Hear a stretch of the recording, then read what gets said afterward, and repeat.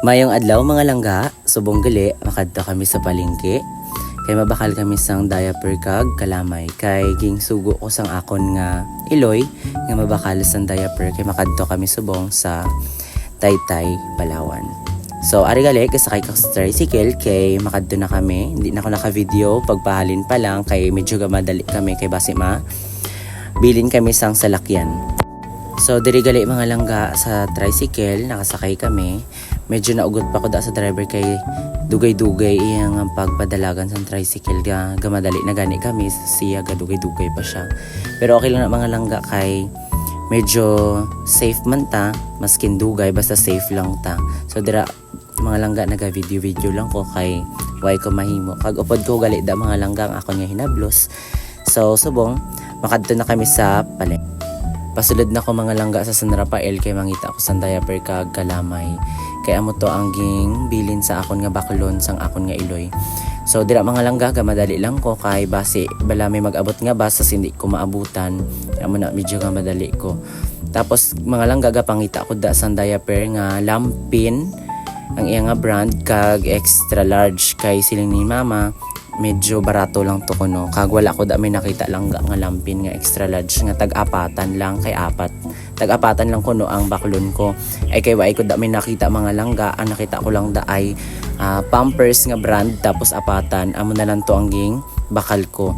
May ara man da mga langga nga EQ pero hindi ko to siya ging bakal kay medyo mahal man siya kag wala man siya apatan. Ang ging bakal ko da ang Pampers nga brand kay amo to ang medyo barato-barato.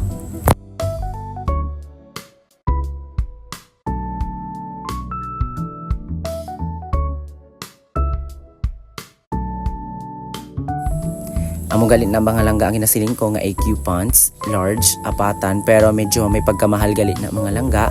Amo na nga hindi na lang ko nagbakal sang EQ, ang ging bakal ko na lang da ay ang Pampers nga brand kag apatan man na siya mga langga, medyo barato lang na siya mga langga, tag 59 lang ata na mga langga, tapos isa ka kilo nga kalamay, kay amo na ang ging bilin sa aton nga baklon.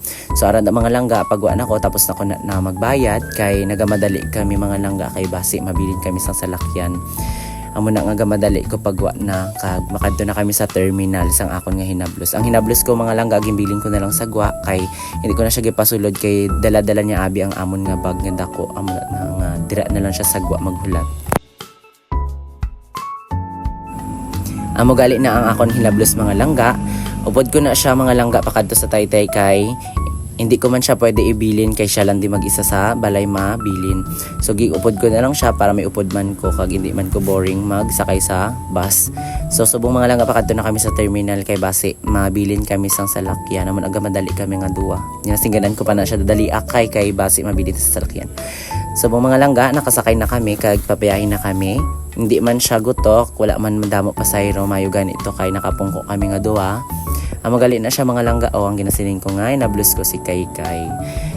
Duwa na sila magutod mga langga diri na siya stay sa akon kay kisa may training siya mga langga sang volleyball kay sporties na siya mga langga.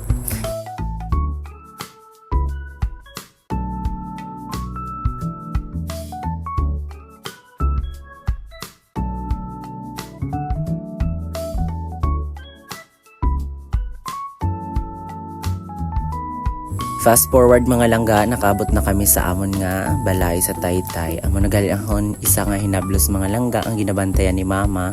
Nabili na siya sa kay mama kay ang iya nga nanay gaobra mga langga. So cute mga langga na wala gid ang akon nga kakapoy mga langga pagkita ko sa bata nga na kay ka cute gid sang bata nga na.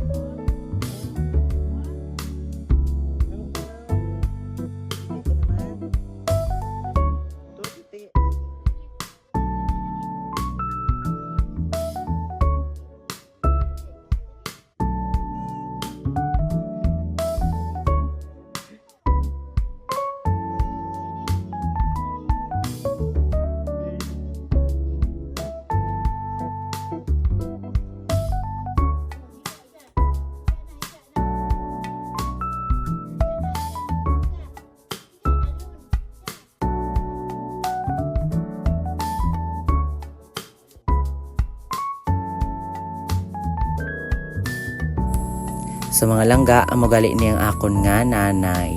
Amo na si Mama Helen. So si Mama Helen ang akon nga nanay mga langga. Grabe na siya ka-love kay siya gid ang tustos ang akon nga pa-eskwela simula elementary hasta subong. Kag syempre kasama man da ang akon nga stepfather nga subong nga kadamay ni mama sa iya nga buhay. So amo lang na mga langga, stay tuned sa next vlog naton. Bye-bye.